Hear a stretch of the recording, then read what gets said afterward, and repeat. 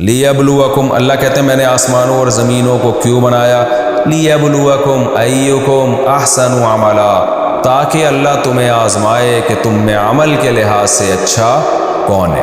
یہ بھی بہت اہم آیت ہے۔ دنیا میں کوئی کتاب ایسی نہیں ہے جو تخلیق کائنات اور تخلیق انسان کا مقصد بتاتی ہو۔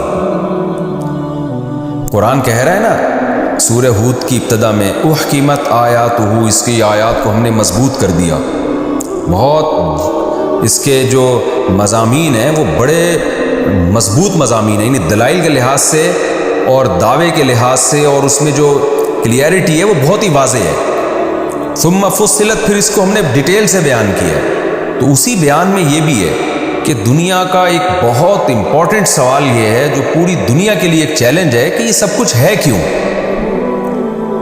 جو نفس پرست لوگ ہیں، شہوت پرست لوگ ہیں، وہ کیا کہتے ہیں؟ ہم انٹرٹینمنٹ کے لیے پیدا ہوئے ہیں، ہم مزے اڑانے کے لیے پیدا ہوئے ہیں۔ ان کو جب اس سوال کا جواب نہیں ملتا نا یہ سب کچھ کیوں ہے، تو وہ یہ کہتے ہیں مزے اڑانے کے لیے۔ کچھ لوگ ایسے ہیں جو کہتے ہیں ہمیں نہیں پتا ہم کیوں ہیں، تو ساری زندگی ان کی کنفیوژن میں گزرتی ہے، ان کے پاس کوئی ہدف ہی نہیں ہوتا، کوئی منزل ہی نہیں ہوتی۔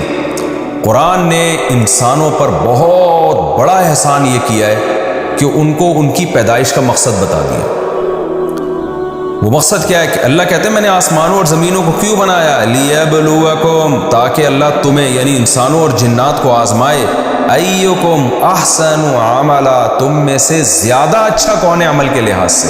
یہ خود ایک بلاغت ہے، یعنی اچھائی میں بھی پھر مقابلہ ہوگا۔ اگر اللہ یوں کہہ دیتے کہ تم میں کون عمل کے لحاظ سے اچھا ہے، تو یہ ہمیں مقصد کائنات تو سمجھ میں آ جاتا، لیکن لوگ تھوڑا سا اچھا بن جاتے اور اچھوں کی فہرست میں داخل ہو جاتے، زیادہ اچھا بننے کی کوشش نہیں کرتے۔ کیوں؟ وہ کہتے بھئی اللہ تو یہ دیکھنا چاہتا ہے اچھا کون ہے برا کون ہے، تو ہم اچھے بن گئے نا، ہم نے برائیوں کو چھوڑ دیا، ہم بس اچھے بن گئے، تو بس ہماری پیدائش کا مقصد حاصل ہو گیا۔ لیکن اللہ نے کیا کہا؟ احسن کمپیریٹیو ڈگری ہے، زیادہ اچھا کون ہے۔ کیا مطلب؟ اچھے بن گئے تو اور اچھے بنو، اور اچھے بن گئے تو اور اچھے بنو۔ اللہ صرف یہ نہیں دیکھے گا تم میں اچھا کون ہے، اللہ یہ دیکھے گا کہ اچھے سے اچھا کون ہے۔ تو جو زیادہ اچھا ہوگا اس کو الگ مقام ملے گا، جو اس سے کم ہوگا اس کا الگ مقام ہوگا۔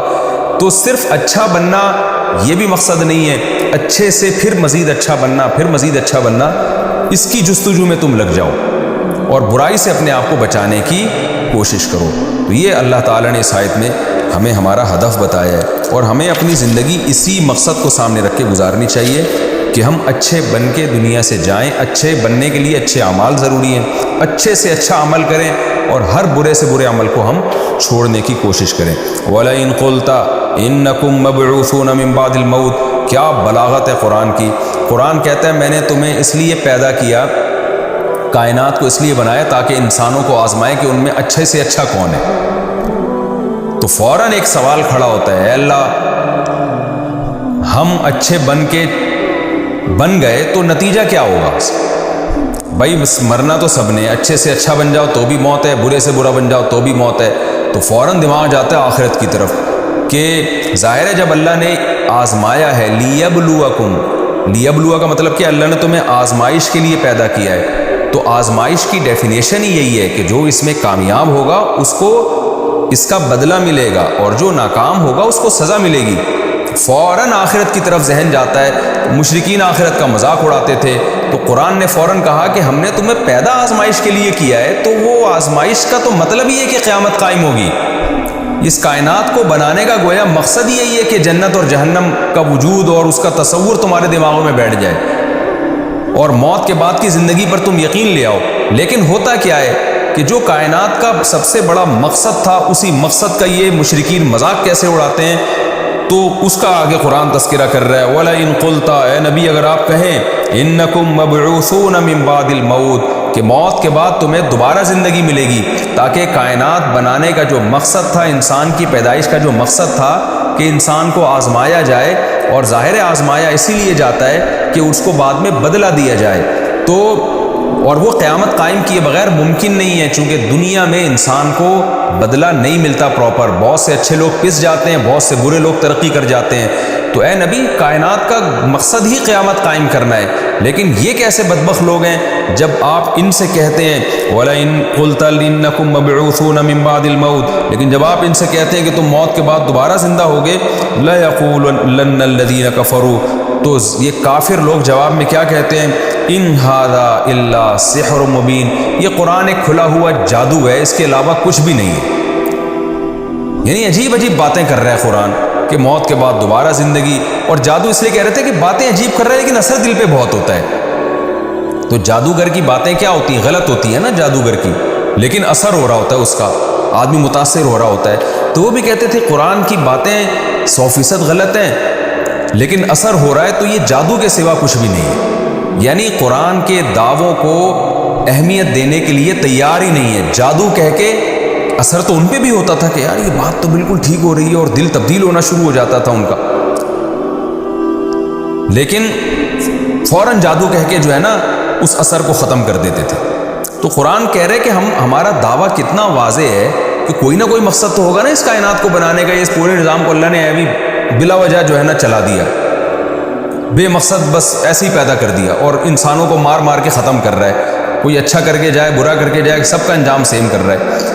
تو اللہ کہتے ہیں یہ کیسی خلاف عقل بات ہے، اور قرآن کیسی عقل کی بات کر رہا ہے کہ تمہیں ہم نے آزمائش کے لیے بنایا، اچھوں کو اچھا بدلہ ملے گا، بروں کو سزا ملے گی، لیکن اے نبی جب آپ یہ باتیں ان کے سامنے کرتے ہیں تو یہ کیا کہتے ہیں؟ قرآن جادو ہے۔ تو اتنے واضح دعوے کو جادو کہہ کے یہ لوگ مسترد کر دیتے ہیں۔ یہ ایسے ہی ہے جیسے ایک گواہ جو ہے عدالت میں اپنے مدعی کے بارے میں دلائل کے انبار لگا دے، اور جو مد مقابل میں مدعا علیہ ہے وہ اس گواہ کا مذاق اڑا دے یہ کہہ کے کہ جج صاحب، وکیل صاحب، آپ جو ہیں اس کی باتوں سے متاثر ہو، یہ جادو کر رہے ہیں، یہ جو ہے نا آپ جو اس سے متاثر ہو رہے ہیں جادو کی وجہ سے ہو رہے ہیں۔ بھائی جادو کی وجہ سے نہیں ہو رہے، اس کے دلائل کی قوت کی وجہ سے ہو رہے ہیں۔ تو یہ ایسے موقع پہ سامنے والے کی ویلیو بالکل ختم کرنے کے لیے۔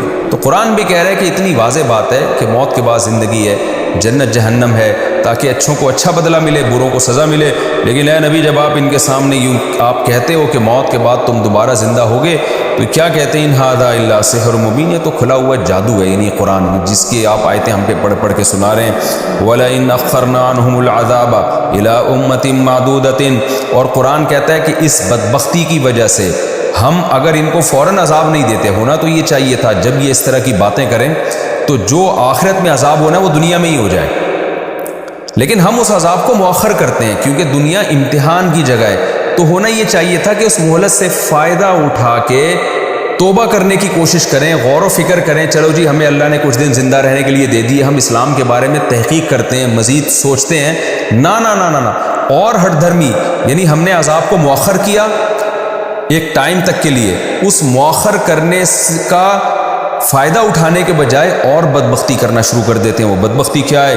وَلَئِنْ أَخَّرْنَا عَنْهُمُ الْعَذَابَ إِلَىٰ أُمَّةٍ مَّعْدُودَةٍ، کچھ مدت تک کے لیے ہم عذاب کو جب مؤخر کر دیتے ہیں، لَيَقُولُنَّ، تو یہ کہتے ہیں مَا يَحْبِسُهُ، کون سی چیز ہے جو عذاب کو روک رہی ہے؟ بھائی ہم تو غلط ہیں، اگر ہم برے ہیں، مشرک ہیں، اور اللہ ہم سے ناراض ہے تو ابھی دے دینا عذاب، قیامت تک کے لیے کیوں مؤخر کیا ہوا اس نے؟ آگے قرآن دھمکی دیتے، الا خبردار سنو، یہ جو تم کہہ رہے ہو نا ابھی عذاب آ جائے، یوم یاتیہم، جس دن عذاب آئے گا، لیس مصروفا عنہم، یہ عذاب ان سے ہٹے گا نہیں، وحاق بہم ما کانوا بہ یستہزئون، اور جس عذاب کا یہ مذاق اڑا رہے ہیں وہ عذاب ان کو چاروں طرف سے گھیر لے گا۔ تو یہ سورہ ہود کا پہلا رکوع اور 12ویں پارے کی بھی ابتدا ہو گئی۔ الحمدللہ 12ویں پارے کا پہلا رکوع آج ہم نے کمپلیٹ کیا ہے۔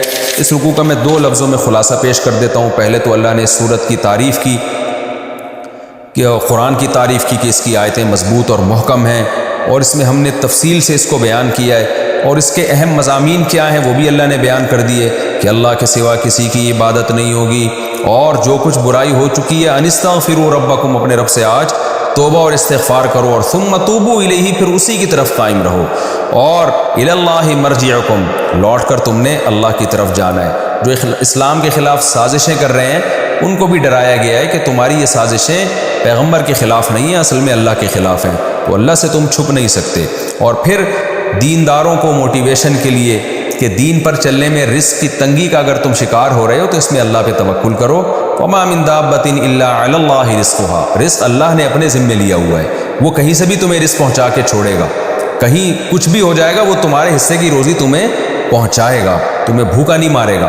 ہاں کوئی مصلحت بھوکا مارنے میں ہو تو اس کا تعلق پھر دین یا بے دینی سے نہیں ہے، وہ تو کافر لوگ بھی بہت سے بھوکے مر جاتے ہیں، وہ تو بے دین لوگ بھی بہت سے بھوکے مر جاتے ہیں، وہ تو چاروں طرف رزق کی فراوانی ہو پھر بھی انسان بھوک میں مر جاتا ہے۔ تو رزق کے معاملے میں اللہ پر اعتماد اور توکل کرو۔ پھر اللہ نے بتایا کہ ہم ہی اس کائنات کے خالق ہیں، ہم نے بنایا کیوں ہے اس کو، تاکہ اللہ تمہیں آزمائے تم میں اچھا کون کرتا ہے برا کون کرتا ہے۔ اور پھر جو آخرت کے منکر ہیں کہ اچھائی اور برائی کا بدلہ آخرت میں ملے گا، ان کی برائی کو اللہ نے بیان کیا کہ کیسے بدبخت ہیں، جب ان کے سامنے قیامت کی آیتیں ذکر ہوتی ہیں تو کہتے ہیں یہ جادو ہے، اور ہم ان کو مہلت دے کے عذاب مؤخر کر رہے ہیں تو بجائے توبہ استغفار کریں مذاق اڑانا شروع کر دیتے ہیں۔ یہ اس رکوع کا خلاصہ ہے انشاءاللہ۔